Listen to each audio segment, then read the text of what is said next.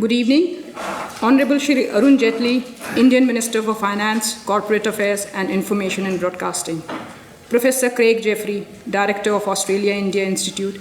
Members of Indian Delegation, Captains of Indian Industry, members of Australian and Victorian governments, members of the academic fraternity in Melbourne, distinguished guests, ladies and gentlemen in this room and also outside.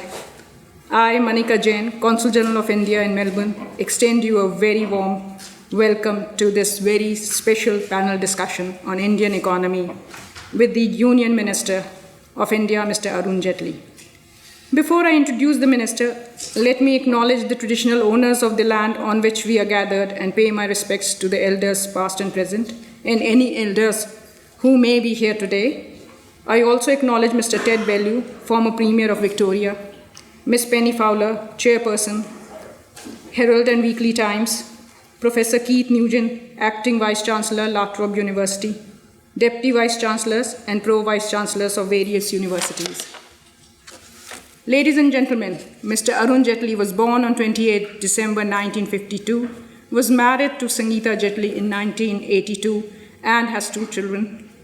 Minister Jaitley is currently Union Minister of Finance, Corporate Affairs and Information and Broadcasting in the Bharatiya Janata Party-led government headed by Prime Minister Narendra Modi. He is also the leader of the Rajya Sabha, that is upper house of the Indian Parliament. Mr. Jaitley is a senior member of the BJP and has held cabinet portfolios of commerce and industry and law and justice in the NDA government led by Prime Minister Atal Bihari Vajpayee from 1998 to 2004. He was also the leader of opposition from 2009 to 2014 in the upper house of Indian Parliament. Minister Jaitley was designated senior advocate and appointed as the Additional Solicitor General of India in 1990. He is a distinguished lawyer, which I say from my personal experience, sir. He is one of my celebrity seniors from Shri Ram College of Commerce and from Delhi Law School, from where he graduated in 73 and 77 respectively. I'm really honored and proud to say that we share our alma mater. Minister Jaitley was the president of the Students' Union of University of Delhi in 74. He was an active leader of the student wing of BJP, then Jan Sangh, who also underwent preventive detention during the proclamation of internal emergency in India. In his prolific career as a lawyer, Minister Jaitley has made significant contributions in the areas of economic liberalization and legal reforms. He is recipient of several distinctions, including Doctor Honoris Causa, for outstanding performance. He was selected for Outstanding Parliamentarian Award for 2010. He is an avid writer on contemporary legal political issues and has written extensively in periodicals and newspapers. He is also a sports enthusiast, and his love for cricket is well known. Minister Jaitley has been the architect of India's 3 consecutive budgets since 2014. The latest one was tabled just a month ago, which has been hailed particularly for addressing the challenges of growth in Indian countryside, where a majority of population still resides. The distinguished feature of Minister Jaitley's budgets has been for putting a long-term pathway to economic reforms. The economic reforms envisaged by this present government have put India on the growth trajectory of plus 7%. UN report has estimated that India will grow at 7.7% in 2016, overtaking China. Moody's has pegged the growth at 7.8%.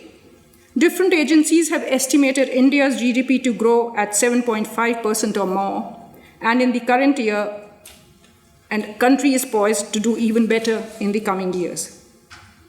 I know you are all getting a bit impatient to hear from Minister Arun Jaitley on prospects of Indian economy, the challenges of inclusive growth, and reform agenda of the Government of India.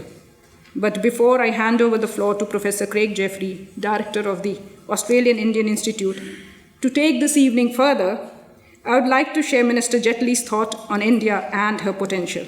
And I quote him, "I've asked myself this question very often, and I am now of the considered opinion that India's greatest strength, which when we speak in terms of our civilization, our culture, our sovereignty, is unquestionable, however, lies in the great potential and the sense of enterprise that the Indian people have who despite many odds have the indomitable will and capacity to grow, unquote. Thank you all, and now over to Professor Craig Jeffrey.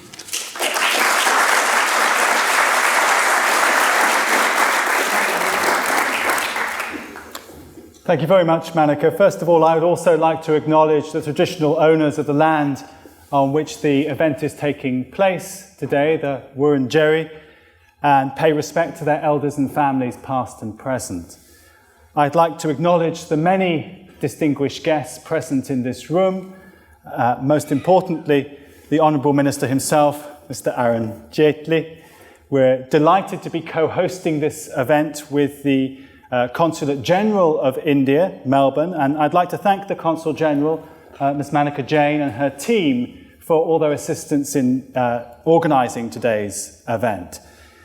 The importance of this visit, I think, can be highlighted by drawing attention to the very large number of notable people who are in this room, and I cannot name them all because it would take us right through till 6 o'clock.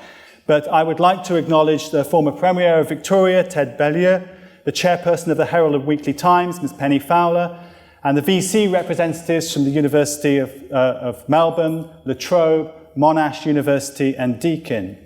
I'd also like to welcome colleagues from DFAT and from the Victoria State Government.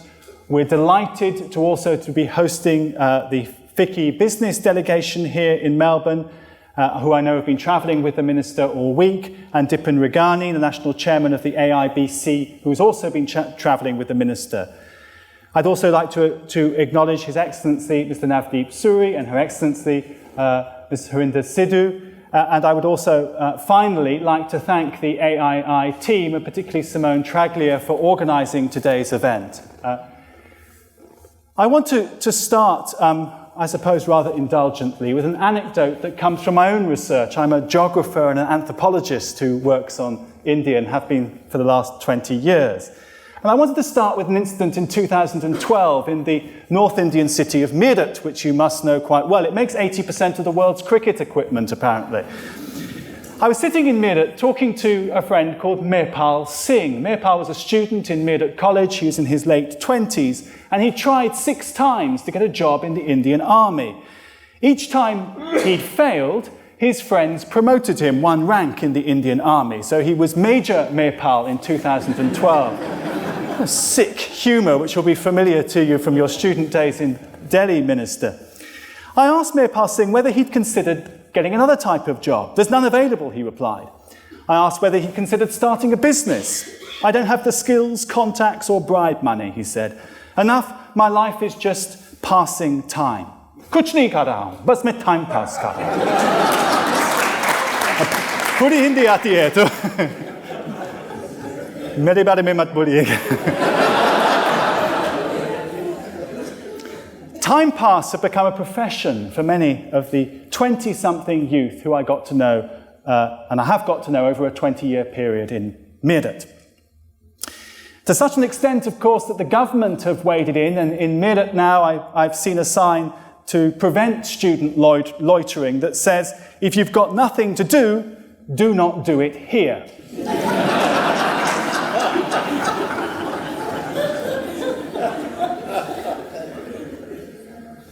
Of the cliches that surround contemporary India, the one about the country being a place of contradictions is one of the most common. And like most cliches, it contains a great deal of truth. India has a burgeoning economy and a successful plural democracy. It's made huge strides in reducing the twin burdens of disease and extreme poverty in the past 30 years. There's a rising middle class. People are ambitious. There's been a huge increase in the uptake of education, now among girls as well as boys. There's a confidence about the country.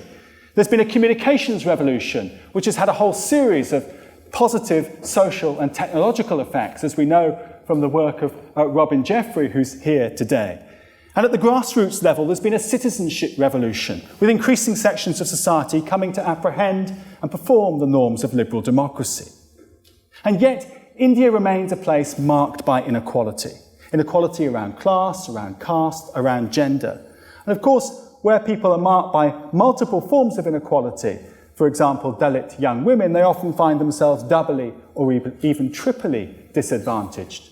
there have been major difficulties that the Indian state has faced in social sector reform in a context of a country as large demographically as India, and in terms of the broad-based inclusive provision of education and health.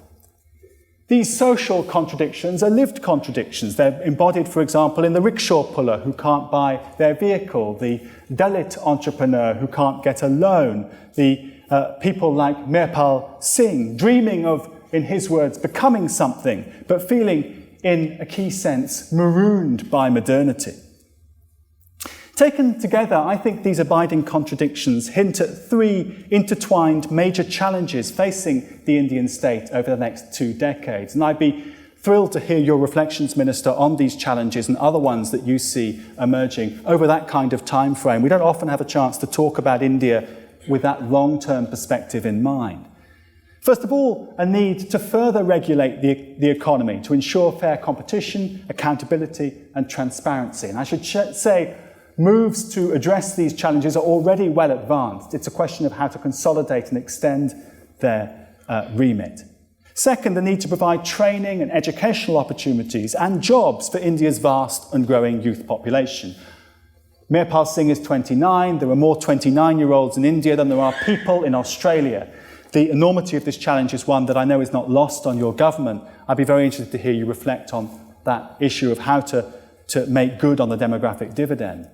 And third, the need to balance these simultaneously economic, social and political objectives with the need to protect and nurture the environment, and also protect and nurture those lowest in the social hierarchies that exist in India. It should not be taken for granted, I think, that these challenges will be met. There were major Latin American economies that boomed for several years and then fell back. I'm hopeful that they'll be overcome. A feeling that owes as much to my everyday experience of fieldwork in North India as it does to sober economic analysis. As Mirpal Singh puts it, Dunya umeed par chalte hain. The world runs on hope. Umeed is a constant theme of my research. I'm also hopeful that Australia can be partners in India's development agenda. Both countries are united by a federal, secular, plural, democratic state, by the priority that they're placing on inclusive growth, and, as I was saying earlier in a different context, by, I think, a common substratum of shared understanding based around sport, around food, and also around a certain kindness to strangers, an informal public conviviality, a kind of have-a-go feeling that one sees breaking out in all sorts of informal contexts. I ardently hope that this event can be part of a wider effort to ensure that India and Australia work together at their two corners of Asia to drive forward this ambitious and inclusive economic and political agenda. I'll leave it there. I'd be delighted to hear you respond to any aspect of what I've just said that interests you. Well, thank you very much for a very detailed comment, and for also forewarning me that you understand Hindi quite well. So I'll have to be careful otherwise in your presence. I think some of the issues that you've raised are real. And any system cannot really ignore them. India is growing rapidly, but the very size of the country, the social hierarchies, the historically disadvantaged people are a reality. And consequently, the inequalities also become a part of that reality. I had in the last 1 week 2 opportunities, one yesterday at Canberra and one at the Australian Open National University, and one last week at New Delhi, to speak on 2 different subjects which may partly be of interest to you, particularly in view of the introduction that you've given. In Delhi, it was on the economic empowerment of the minority communities. And yesterday it was on the entire gambit of financial inclusion. The response that I have, not necessarily disagreeing with a lot of what you have said, the entire economic exercise is, in the first instance, reaching a certain section of population. So you have, out of the 1.2 billion people, you have an expanding middle class, a significant addition being made to the lower belly of that middle class. So today it would be 35 to 40%. Even below this, there is an increasing aspirational class. And particularly in the last 1/4 century, 25 years, the expansion of the educational facilities, there's a huge desire in that aspirational class to be added to this. And therefore, I see a lot of people in this whole process who are actually benefiting. High trajectory growth also creates another situation where governments are financially more empowered. And therefore, to pull up these people who are who are historically socially disadvantaged or economically disadvantaged, you just can't rely on the growth taking place, and a 7 or 8 or a 9% growth will automatically impact on all. And therefore, and this is a point I made at the Australian National University yesterday, the Indian model, while necessarily having replaced the regulated economy into a more market-centric economy, has to have a social conscious.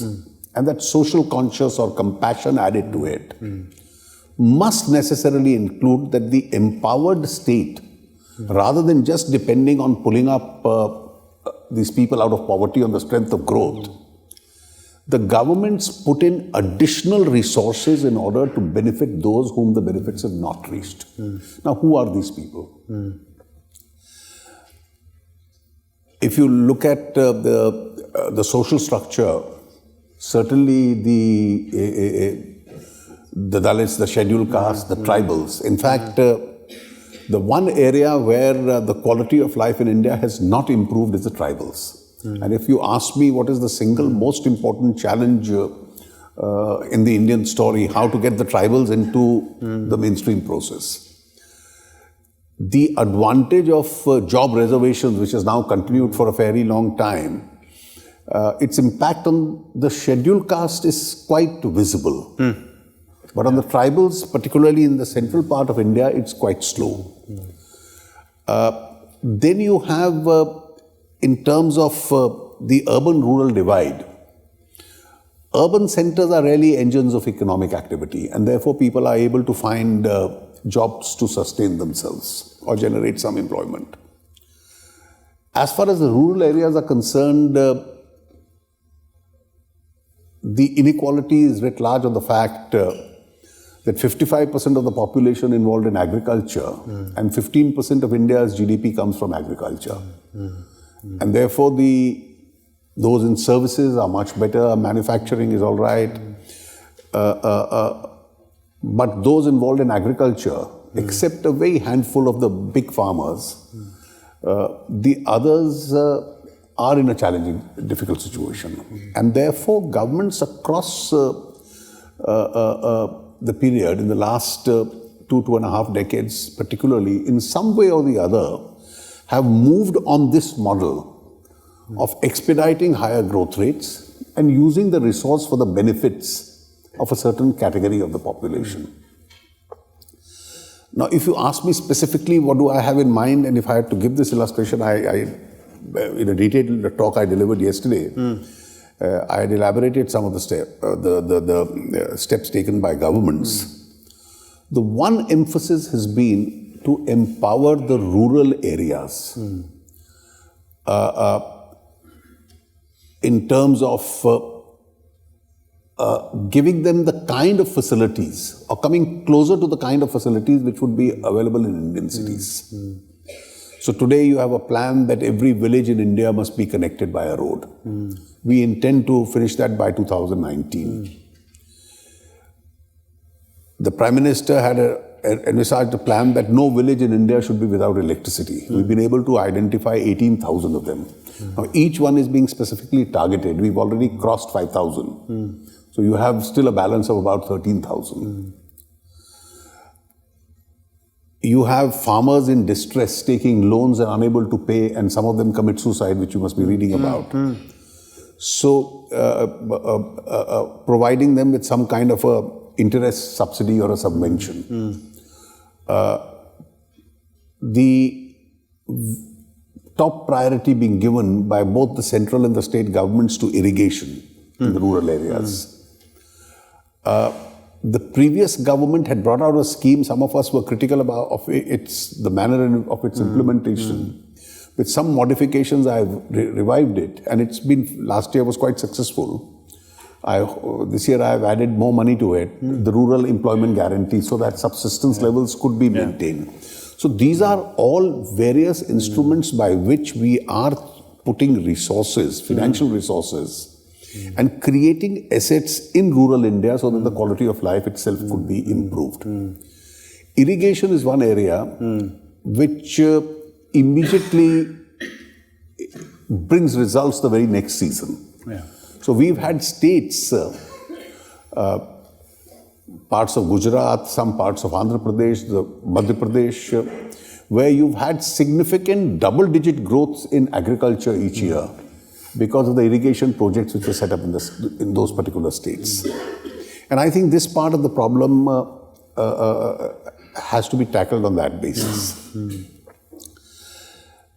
The second issue which you mentioned, with regard to segments of population, obviously, I can't claim that with a 1.2 billion population, either the government or India's private sector can give employment to all. The employment opportunities, in fact, the large structured industry whose representatives are with me in this delegation, the total number of jobs the large structured industry has created in India is about 20 million. And we have smaller establishments in the unorganized sector, almost about 57 million. They've ended up creating 120 million jobs. And therefore, we're using this particular model. Economic growth would strengthen large industry, it would create jobs.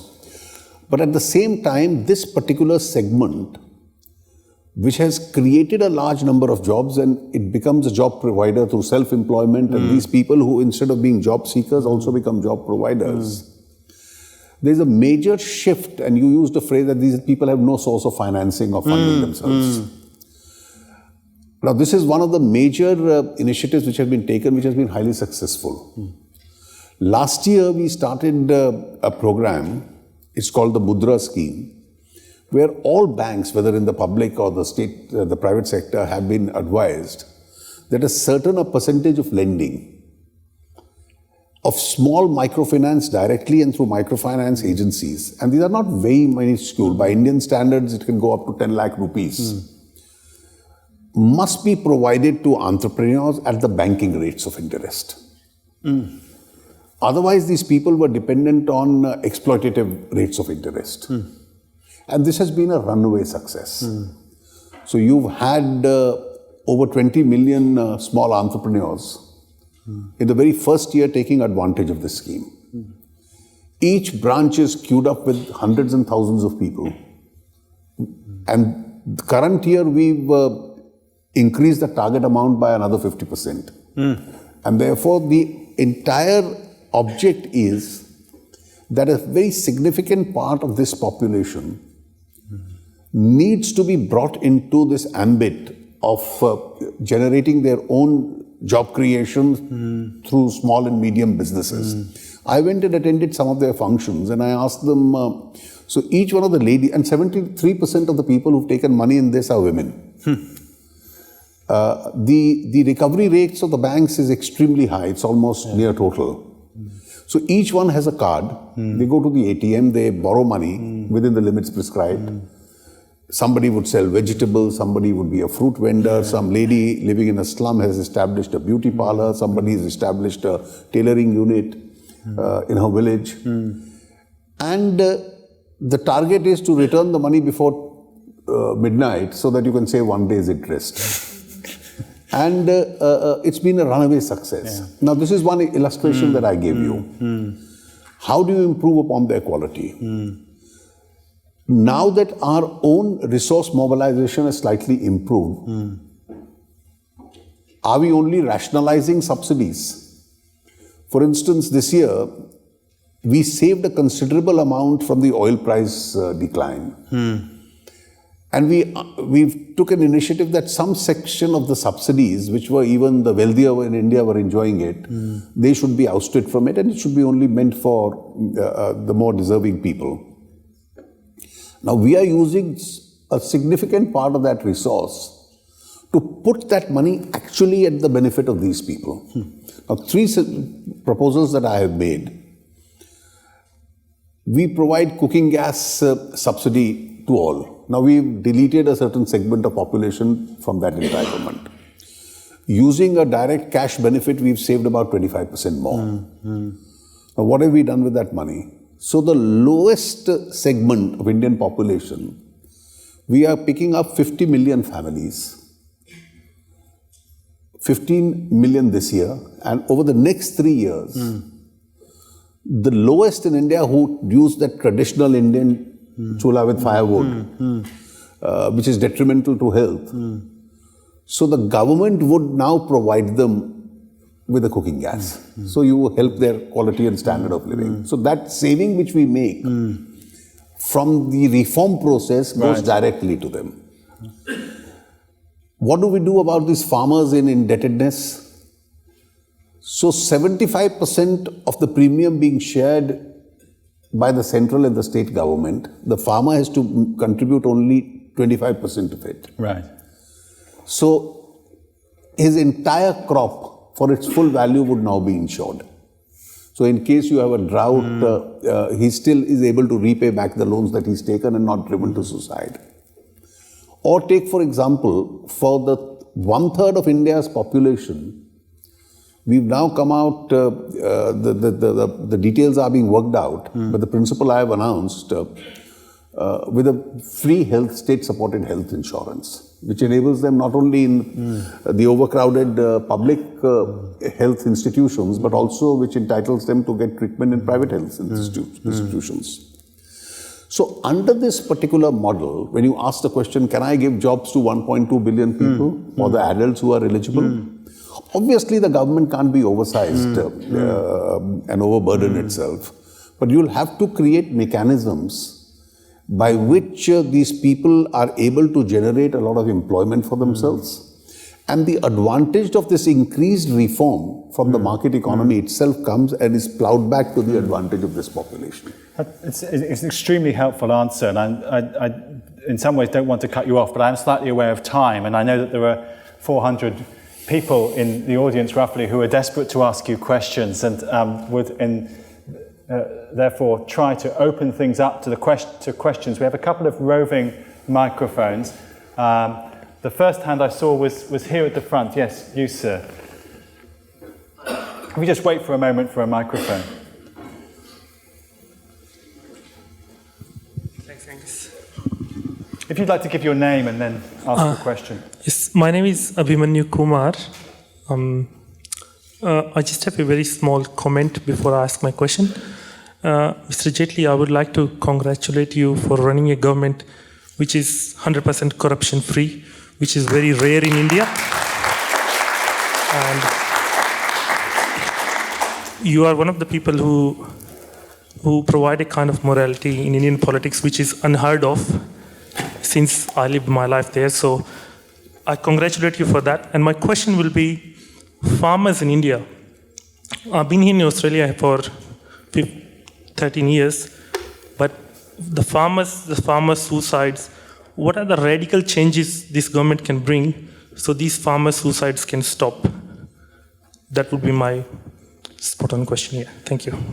So, Minister, I think that was a compliment and a question. I think you've partly already answered the question, but did you have a further comment before I take other questions? You see, as far as the second part of your question is concerned, to be more specific, why does a farmer commit suicide? He commits suicide because of financial distress situation. And the distress is caused, he borrows money from either a cooperative bank or a normal bank or any institution, and his agricultural produce doesn't fetch him enough in order to pay back. And his agriculture, therefore, has to be made remunerative. Now, systematically, each of the proposals which we are trying to undertake, for instance, I'll just refer to two of them. I'm not getting into details of the rural infrastructure I've already mentioned. One is this guarantee him his cost plus some profit as a part of an insurance. So if there is a drought, if there is a flood, if there is a hailstorm, at least the farmer still gets some money back. So he pays minuscule premium and gets the compensation back so that he is able to repay back that loan. The second, one of the liberalization steps that I took, essentially with the idea of helping the farmer, 25% of India's agricultural produce gets wasted because the food processing industry is almost non-existent. Only 4% of what we produce is processed. So I have now liberalized this budget, and said 100% foreign direct investments. We are willing to invite anyone who has the capacity to invest and buy this agricultural produce from this farmer and set up food processing, so that at least this 25% of this wastage, if we are able to check, we can significantly empower the Indian farmer. Pradeep, you had a question. My name is Pradeep Paneja from the University of Melbourne. I work on China, and often I'm asked to comment on comparing China and India. And I lived in China for a number of years. And what you've just said about the kind of things that you're doing, also you kind of pointed out that there's a lot of continuity from the previous government in what you're doing. And obviously there are new initiatives that your government is introducing. One of the issues that comes up often in talking or comparing China and India is the state capacity. I mean, Chinese government is not more enlightened than the Indian government, I think. But on the question of state capacity, the Chinese government does have a significant capacity to execute projects. What is your government doing to enhance the state capacity? Because ultimately you're working with the same bureaucracy as the previous government. You see, as far as the similarity that I mentioned, which you have observed, I think in the implementation and in some ideas there would be a difference. With regard to liberalization and further liberalization and quick decision making, there would be a difference. But I think there is a larger consensus in an Indian model, which irrespective of any government past or future, you'll have to expedite your growth rates, grow much faster, and utilize the benefits that you get out of that system for those whom otherwise the benefits don't reach. Now, having said that, I think there are a few fundamental differences between India and China when the state capacity is involved. The Chinese development model was state-driven. The Indian model is entrepreneurship-driven. And therefore, even when the state intervenes to help a particular section, it is to create entrepreneurship in that section. For instance, in the next 3-4 days, we are launching a scheme where the state is taking an initiative which is called Stand Up India. And we've picked up 2 target beneficiaries. A, the scheduled caste and scheduled tribe, and B, women entrepreneurs. And the whole idea is that every branch of every bank has been told that it is mandatory for them to create one entrepreneur from each of these 2 segments, and there's a certain level of funding that they'll have to do. So each branch would be supporting one Dalit entrepreneur and one woman entrepreneur. So the idea is 250,000 entrepreneurs being created from these otherwise deprived sections. But the model is not the state doing business. The model of the state policy is that create entrepreneurship. I do believe that in the long run, an entrepreneur-driven model is more sustainable than a state-driven model.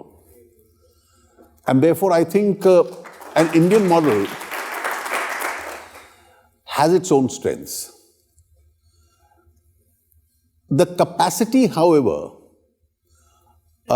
is subject to the fact being that India is a democracy.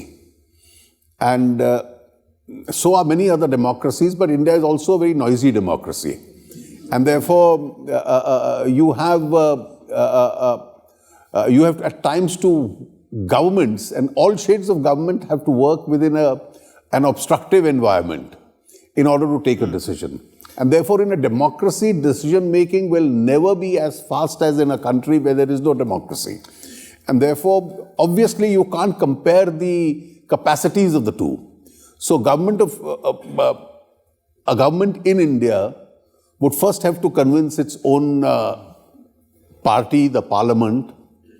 These are the different hierarchies of opinion makers. They'll have to, and this is a problem common to, I've seen this happening in England, in Italy, in Australia, in India. Now, all four of them have to then go and convince their upper houses to yield to the wisdom of the lower house, which is a more directly elected house, and then carry public opinion with you. I don't think in that sense capacities can be judged between a democracy and a non-democracy. So in the interest of democracy, there were far too many hands for me possibly to get through everyone, but there were some that have stood out. So before you get up, what I will do, Minister, if you'll permit me, is take 3 questions and then see if we've got about 5 minutes left. So I'll take 3 questions and then give you a couple of minutes to respond. Just take a backside of a paper. Yeah. Yes, sir, go ahead. Jaitley sir, my name is Neeraj Nanda, and I was a student of Delhi University when you were the president of Delhi University Students' Union in the very emergency days, you know. And I suspect you used to come to the law faculty coffee house, and I was also there. So I know we can't recognize each other much, but my question is, sorry for that. My question is, in the Sydney conference on Make in India, very simple question, you invited Australia to participate in it, which is very good. But I suspect Australia has very little manufacturing itself. So what were you actually trying to say? Thank you. So in the glasses there, yes. Angus, if you'd be kind enough, thank you. Jared Hepburn, Melbourne Law School. Surely any discussion can you repeat of your India's... name, sorry? It's Jared Hepburn. Right. Surely any discussion of India's economic future has to include discussion of collaboration with academia. And yet the recent events at JNU and Hyderabad University seem to pose quite a grave threat to academic freedom. Now, you've recently dismissed these events as the works of ultra-left movements and jihadists, in your words. And you've said that this is not the kind of thing that would dent India's image overseas. But since then, we've had letters of support from 1,200 or more, perhaps, academics in India and outside as well, supporting people like Kanhaiya Kumar, Nivedita Menon, more recently Jean Drèze. And you surely can't dismiss this kind of support in similarly extreme terms. The world clearly is watching what India is doing on this front. So how can Australian academics and others work with our colleagues in India who are clearly in fear of what they see as a growing climate of authoritarian nationalism in the country? Okay. There's one question at the front here that someone's had their hand up a long time, and then we'll, I'm afraid in the interest of time, have to open it up for your response, Minister. Yeah. You can take 2 more. It was just here, but Sorry. I'm sorry. Could you pass? Minister. You can take 2, 3 more questions. Okay. Which industry in India do you think? Which industry do you believe is going to deliver India's first global brand? Right. Minister, if you can answer the questions quickly, you've indicated that you'll take a couple more. Sir, with the patterned shirt at the back there, eagerly putting your hand up. Yeah, a little bit further back. Oh no, everyone's wearing the same shirt. No, a little bit further back. Yeah, I've seen your hand up for a long time in the blue patterned shirt. Yes, if you'd like to ask your question. Can you pass? Yeah, yes, you.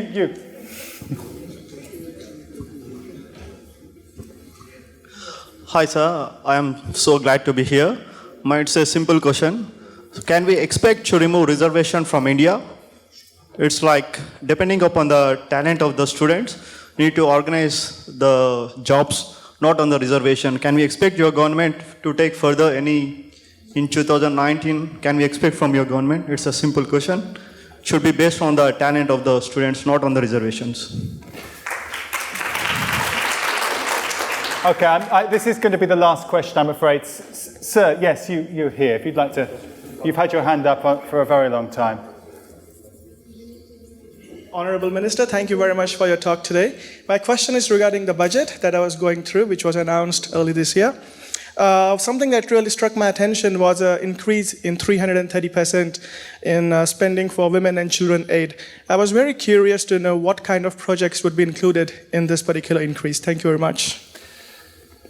So, Minister, if you'd be kind enough to try to address those questions as quickly as you can. I know you have another meeting at 6:30. Australian manufacturing experience, what do we look at when we look at the Make in India story, and what do we expect from Australia? I think one fact must be kept in mind that that India also over the last 2 decades has become a significantly large economy.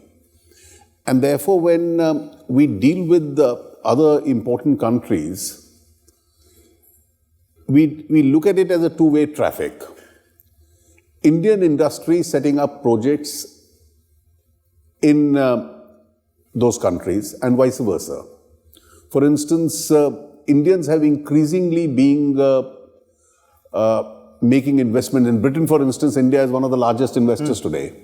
The largest job providers in England, the largest company which provides jobs in the United Kingdom is an Indian company.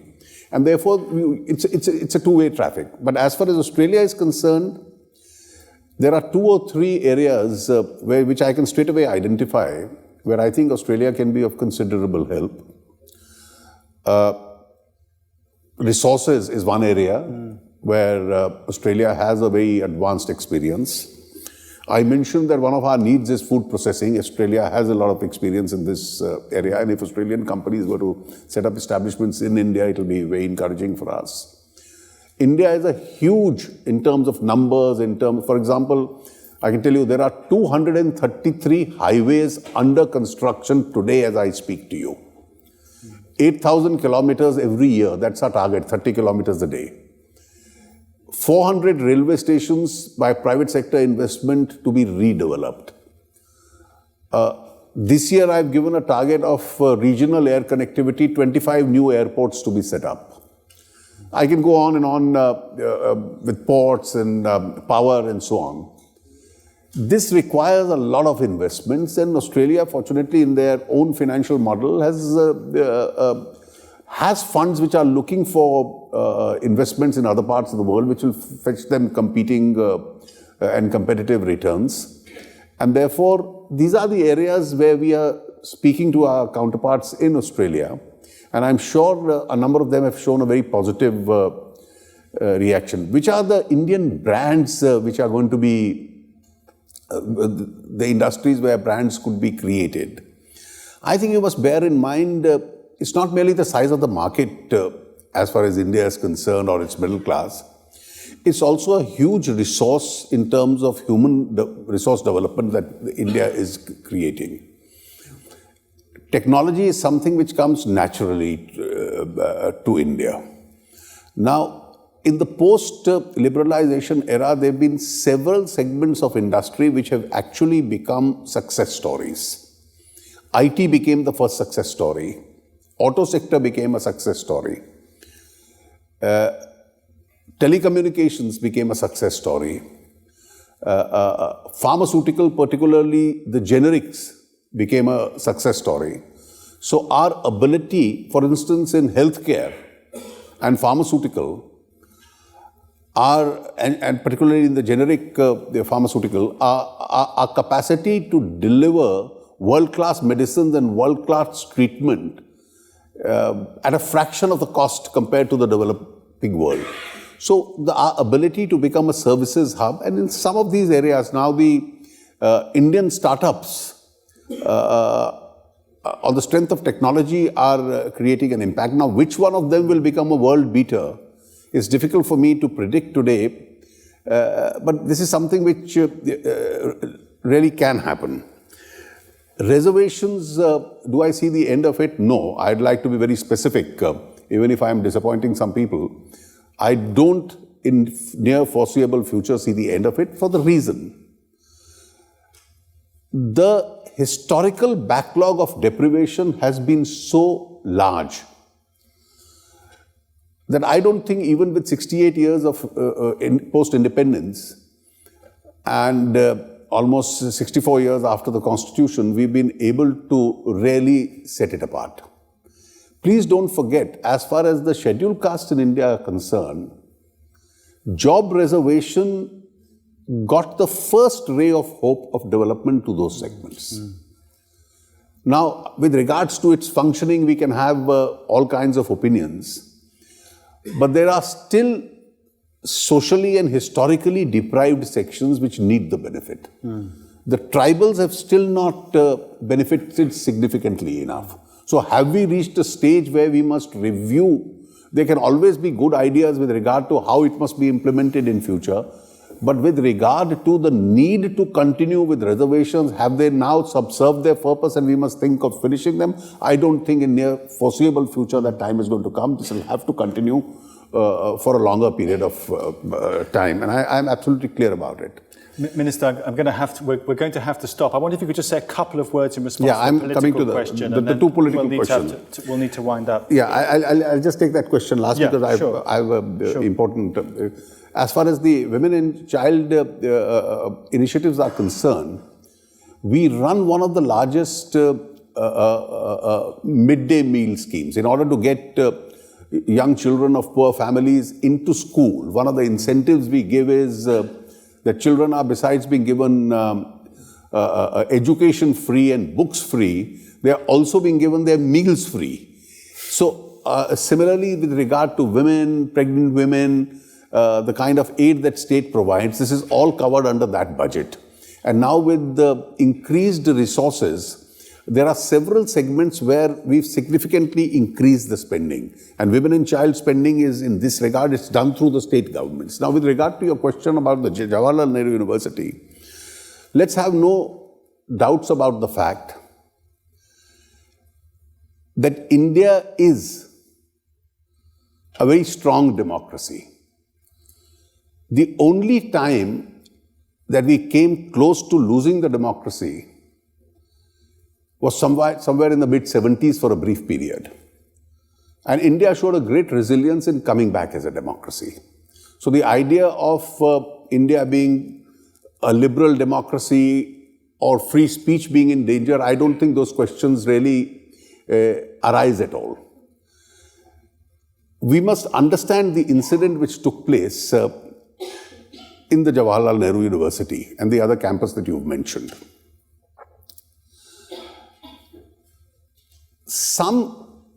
I am quite conscious of the fact that when you have standards of liberalism in educational institutions, an extra license may even be required. I used a phrase in Parliament that all of us as student activists have done it. I myself was the first person to protest against the emergency in 1975 and spend 19 months in jail. And therefore, our commitment to maintaining that freedom is second to none. In fact, some of the people leading the protest, the political legacy they represent was the shameless supporters of the emergency. So let's be very clear about it. Having said this, what is it that India has been facing as a serious challenge besides poverty? We've been worst affected by the curse of terrorism. You have an incident in 1993 where close to 300 people are killed by the blasts in Mumbai. After a trial, and a trial process which goes on, appeal and second appeal and Supreme Court and 5 different hearings in the Supreme Court, after having killed 300 people, injured 1,000 others, finally one man is to be punished for it. And a celebration in support of that one man is organized in one campus. That's what happened in Hyderabad. In the Jawaharlal Nehru University, I myself was locked up in the room when in 2001 Indian Parliament was attacked. We were in government at that time, and in fact the police came. I distinctly remember some of us were all put into a room and asked to stay back. And the firing was almost 20 to 30 feet away from where we were. The entire political leadership of India could have been wiped out. But for the action of the security forces, we lost a large number of our security people. The political leadership of India was saved. And after a long trial, appeals and counter appeals, one man is found guilty and he is punished. The celebration in Jawaharlal Nehru University was in his support. Now, let's be very clear. I am quite willing to say that you have a possible view which is against death penalty, which is a plausible view to have. Now, after a due process of law, several appeals, a lot of people being acquitted in the process, it is these two cases. And I can tell you, there is a large sense of revulsion in Indian public opinion in the function, in the protests that they organize. If you, since you understand Hindi, I can just repeat what is the slogan. The gentleman who attacked Indian Parliament, his name is taken and it said that we are ashamed of the fact that those who have executed you are still alive. And who has executed him? Judges of the Supreme Court. Minister, now, please. Please, I don't think it's a needful slogan. No, please, let's not get into this. Therefore, the idea, we have free speech, but if you read the Constitution of India, the sovereignty of India is an exception to the free speech principle. And I can assure you, nobody in India talks the kind of language which I am seeing in political debates happening in other parts of the world, including in Europe. I've seen after the Paris and the Brussels attack, some of the statements being made. I think we've shown as a mature society a considerable amount of restraint, and therefore this is an ideological debate, because openly if you raise slogans in support of those who bombed Mumbai or who bombed India's parliament and then say our object is to break India. In fact, one of the slogans were Bharat ki barbadi, how India should be destroyed. India should be shattered into pieces. Now, surely you expect some ideological reaction from those who don't agree with them. And I can assure you, most of India doesn't agree with them.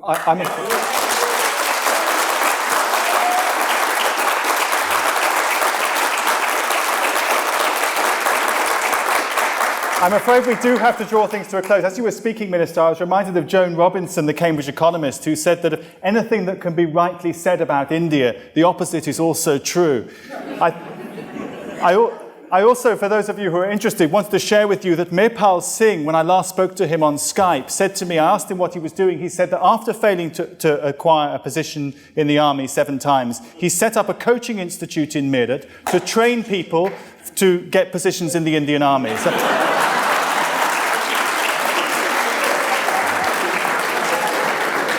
there are multiple brands of entrepreneurship, but I'd like to now call upon the Acting Deputy Vice-Chancellor International, Professor Simon Evans, to propose a vote of thanks.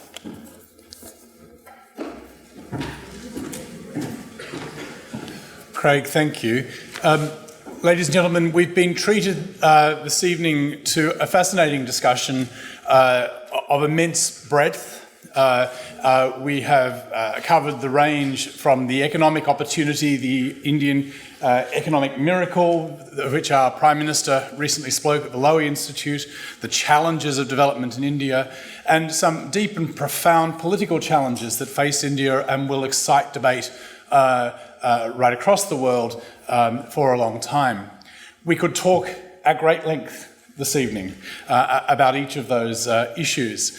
And we're very pleased, Minister, that we've had the time that we have had to talk about them. We're delighted that you have chosen to answer the questions, to engage in the discussion in the spirit of academic freedom and academic exchange. And we hope that very much continues, both in India and in here. We're thrilled to host the Australia-India Institute as a forum where this kind of discussion can happen and can continue. So, at the risk of not following Craig's injunction to be brief, can I once again thank all of those involved in organising this evening's event, thank Consul General Manika Jain for the support of the Consulate, acknowledge the and it's rare that we have this opportunity to say this, acknowledge the High Commissioners in the audience, not merely one. Thank you for being here. Thank you, distinguished guests. But above all, thank you, Honourable Minister, for your time, your generosity, your remarks, and your participation in this discussion. It's been a great pleasure to host you. Thank you.